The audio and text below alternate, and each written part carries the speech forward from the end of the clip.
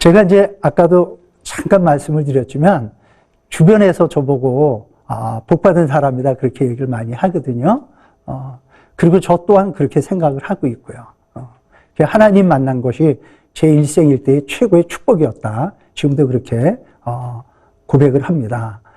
그러나 이제 그 와중에는 뭐 다양한 여러 가지 어려움이 있었습니다, 실은. 그래서 제가 그 어려웠던 시절을 극복하면서 하나님이 역사했던 그런 일들을 잠깐 이야기를 나누겠습니다. 저는 이남 이녀 중에 장남으로 태어났습니다. 근데 구남매 중에 5이 죽고 4이 살았어요. 그 밑으로 여동생 2, 남동생 1. 그 우위로 형이 4이 죽었어요. 그래서 우리 부모님이 저를 살리려고 절에를 다니신 분이에요. 불교니까. 그래서 얼마나 열심히 절에를 다니셨는지 그 어렵고 힘든 가정에도 우리 어머니가 옛날 그 스님의 옷을 한 번씩을 만들어다가 이렇게 주는 것을 어렸을 때 봤어요. 그래서 형이 내주고 5번째니까 얼마나 귀하겠어요. 그러니까 우리 부모님이 저를 절에 갖다 팔아서 이름이 판호가 됐어요. 그래서 이 판호. 어렸을 때 그게 너무 싫은 거예요. 그래서 이름을 엄마 바꿔주세요. 뭐 민호, 진호 뭐 이렇게 바꿔달라고 그래도요. 우리 어머니 안 되신다고 그러더라고요. 그러면서 제가 유치원 때 초등학교 들어가기 바로 전에 동네 장로님 손에 이끌려서 교회를 가기 시작을 합니다. 그리고 아버님은 뭐 제가 죽을까 봐 작대기 들고 막 쫓아다니시고. 근데 우리 아버님이 징용에 갔다 오셔서 30대에 거동이 불편하신 분이 됐어요. 그래서 굉장히 힘들어 하시죠. 그러니까 제가 뭐 도망가긴 잘 도망갑니다. 쫓아와도 불편하시니까 못 쳐. 왜? 정말 좋으신 분이지만 교회 가면 죽을까 봐. 그래서 교회를 못 가게 하고. 또 그래도 저는 어렸을 때부터 그 교회가 이렇게 너무 좋은 거예요. 지금 생각하면 그냥 막연하지만 예수님이 나를 만나주시는 분이구나를 우리가 초등학교 때 그걸 알게 됩니다. 몸이 불편한 아버지를 대신해 생계를 책임져야 했던 어머니. 그런 어머니를 돕기 위해 아이스크림, 우산, 신문 등 온갖 물건을 팔아야 했던 어린 시절. 힘들고 어려운 날들을 견딜 수 있었던 건 오직 예수님이 나의 삶을 책임져 주실 거라 믿었기 때문이다. 아버님이 뭐 굉장히 불편하시고 어머니 혼자 우리 4남매를 거둬야 되니까 보통 일이 아니시죠. 그러니까 이고 지고 그것도 약값을 해야 되니까. 그래서 저도 지금 생각해 보니까 초등학교 4학년 2학기 때 아이스케이크를 팔러 다니기 시작을 그때 합니다. 그런 시간 속에 초등학교를 졸업하고 나니까 그때 당시에 등록금 3,000원인가요? 근데 없어서 이제 학교를 못 갑니다. 어렵고 힘들고. 그래서 그때부터 이제 제가 어렸을 때 구두닦이, 신문팔이, 그 다음에 뭐 비닐우산 파는 거, 이런 거를 그 역전 앞에서 참 많이 했어요. 제일 지금도 기억하고 어떻게 보면 아픈 기억으로 남아있는데요. 친구네 집에 아랫집이고 다들 괜찮게 잘 삽니다. 저희만 그렇게 어려운 거예요. 그 동네에서. 제가 친구네 점심때가 돼서 어떻게 놀러 가게 됩니다. 근데 친구 어머니가 야, 판호야, 와서 밥 먹어라. 그런데 그 먹으려는 순간 엄마의 생각이 나니까. 이 자식 얻어먹으면 거지 새끼야. 라고 했던 우리 어머니의 말씀 때문에 먹고 왔습니다라고 제가 대답을 합니다. 근데 그 어머니 다 아시잖아요. 밥 굶고 있는 거 다 아세요. 그래도 조금만 먹어라. 네. 그리고 제가 먹습니다. 반 정도 먹었을 때 갈등이 오는 거예요. 왜? 이걸 다 먹으면 먹고 온 게 거짓말이라고 말한 게 탄로날까 봐 3분의 1을 남겨놨던 그런 기억이 납니다. 우리 어머니가 저에게 늘 교육해 주신 말은 딱 2가지였어요. 2가지. 하나는 아무리 어려워도 너 이 자식 얻어먹으면 거지 새끼야. 그 자존심을 세워주기 위해서 끊임없이 얻어먹지 못하게 했던 거. 어머님이 저에게 가르쳐줬던 거. 또 하나는 그 을지로 이가에서 어머님이 야채 장사를 하십니다. 오이, 호박을 사서 그 버스에 싣고 가서 그러면 제가 오후에 거기를 갑니다. 그 엄마 거를 좀 받아다가 옆에다 놓고 제 자리는 없으니까 시장 초입세다 놓고 제가 판매를 합니다. 근데 그때 제가 사업을 잘했던 것 같아요. 싸요, 사세요. 이런 얘기를 하면서 어린 시절에 그 엄마 걸 팔아서 또 가지러 가고 2번. 근데 3번째 어머니의 눈빛이 틀리는 거예요. 가지러 가는데. 근데 말씀도 안 하시고 귀싸대기를 붙이시면서 하시는 말씀. 이걸 해서 밥 못 먹어, 이놈아. 그리고 저를 집으로 보냈던 것. 2가지. 공부하려는 얘기잖아요. 그런 세월 속에 학교는 가고 싶은 거예요. 그 기도 중에, 운동선수로 가면 재워주고 먹여주고 등록금 안 되니까 그래서 이제 중학교를 운동선수로 가게 돼요. 그러면서 제가 청소년 시절을 그렇게 운동선수로 가다가 조금 운동을 잘하니까 이제 선수로 자꾸 나가게 되죠. 토요일 날, 주일 날 게임을 뛰기 시작합니다. 그러면서 이제 중학교 2학년, 3학년이 되고 고등학교가 되면서 교회가 이제 멀어지기 시작하는 거예요. 그때는 예수님이 아니면 죽을 것처럼 했는데 1번, 2번 빠지니까 계속 멀어지는 거예요. 게다가 제가 이제 군대를 이렇게 이제 가게 돼서 제대해서 뭐 건설회사에 제가 이제 근무를 하죠. 그 건설회사라고 하는 데가 술을 먹어야 되고 담배를 피워야 되고 고수업 치러 다녀야 되고요. 그래서 그 어렸을 때에 그때는 하지 않았던 것을 그 시간에 세상에 제일 안 됐던 것, 나쁜 것들을 배워서 하게 됩니다. 그리고 세상이 그렇게 좋더라고요. 너무너무 즐거운 거예요.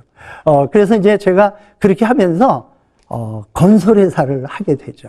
근데 그 조금씩 하다가 사람은 대박의 꿈을 꾸잖아요. 한 방에 뭘 하려고. 결론은 망합니다. 네, 망합니다. 지금 제가 이 자리에 있기까지는 하나님이 그 시기에 망하게 하신 거에 대해서 할렐루야예요. 얼마나 감사한지 몰라요. 잘 돼버렸으면 영원히 하나님 떠났을 것이다. 정말 그런 생각을 가져봅니다. 많은 돈을 벌었지만 잊어버렸어요. 그러니까 세상이 무너지는 것 같은 거죠. 세상으로 보면. 그걸 못 깨닫고 세상의 방법으로 해결하려고 끊임없이 사람 만나고 노력하지만 다 안 되더라고요. 그러면서 그 어렸을 때 하나님 생각이 나는 거예요. 내가 다시 서야지 되겠다. 이런 생각을 그때 조금 갖게 됩니다. 그러면서 이제 어려운 가정에 제가 한울산에 올라가서 기도하면서 하나님이 호세아서를 보게 하십니다. 근데 호세아서를 쭉 보니까 2장에 보니까 내가 너를 사랑하니까 담으로 맞고 가시로 찌르고 그런 말씀이 있는 거예요. 그리고 6장에 가니까 내가 너를 사랑하니까 다시 낫게 하고 너에게서 멍에를 벗겨줄 것이다라고 말씀하시고 11장에 가니까 내가 너희 앞에 먹을 것을 두었다라고 말씀하시는 게 너무 깜짝 놀랐어요. 하늘산에서 깨달은 게 하나 더 있는데 사무엘서를 보면서 사무엘이 그때 영이 임하지 않았을 어린 나이일 때 하나님이 찾으시잖아요. 근데 엘리 제사장한테 가는 거예요. 2번째 가고 3번째 가는데 엘리 제사장이 사무엘아 주여 내가 여기 있나이다라고 대답하라고 목사님을 통해서 음성을 듣는다는 걸 제가 깨닫게 돼요. 그래서 말씀에 순종을 해야 되겠구나. 그래서 늘 목사님의 설교에 집중하고 그 약속된 집회에 빠지지 않고 나가야 되겠다는 걸 그때부터 다짐을 하게 됩니다. 근데 뭐가 없어요. 그때도 먹을 게 없는 거예요. 없는 거예요. 그러니까 제가 이제 교회를 줘놓고 기도를 하러 새벽 기도 늘 빠지지 않고 가죠. 근데 이제 이렇게 땡깡 기도를 합니다. 하나님, 뭐가 없잖아요. 이렇게 기도하고 남들은 저보고 믿음 좋다고 그러는데 아무것도 없어요. 뭘 좀 줘보세요. 이렇게 그냥 땡깡 기도를 합니다. 근데 기도를 잘 할지도 모를 때예요. 그리고 아내하고 이렇게 이제 가서 늘 옆자리에 앉아서 기도하고 이렇게 생활을 하고 또 내려오고 그리고 또 기도원에 올라가 보고 이렇게 생활을 하게 됩니다. 근데 아내가 끊임없이 권면하고 그러면서 아내가 이제 일을 하러 가게 되죠. 여보, 내가 어느 날 나 보험 갈게 그랬는데 남자의 자존심 있잖아요. 당장 때려쳐. 일 나가면 이혼이야. 그 개떡 같은 남자의 자존심 때문에 허락이 안 되는 거예요. 남자가 벌어지면 먹고 살아야 된다고. 그러니까 그때까지도 자아가 깨지지 않는 거죠. 그러니까 얼마나 힘들었겠어요. 그걸 받아주고 참느라고. 그러면서 어느 날 여보 1년 지나고 이거 한번 해봅시다. 알로에 가방을 아내가 먼저 들은 거죠. 제가 이 얘기를 한번 해야 되는지는 부끄러운 얘기지만 아내가 첫 봉급을요 70만 2천 원, 평생 잊어먹지 않는 숫자죠. 여보, 그리고 봉투를 내려놓는 거예요. 그때 제가 오후 5시에 이른 저녁인데 우거지 된 김치를 얻어다가 고추 삭힌 거하고 2가지를 놓고 우리 제일 막내하고 그걸 먹습니다. 근데 아내들은 돈을 벌어 와도 남편 눈치 보는 것 같아요. 그래도 여보, 그리고 돈 봉투를 놓는데 제가 그 자존심이 또 이게 올라오는 거예요. 그래서 제가 돈 봉투를 발로 찼어요. 누가 돈 벌어 오래서. 그리고 제가 집을 뛰쳐나갑니다. 근데 막상 나가면 어디예요? 교회로 가게 되더라고요. 교회로.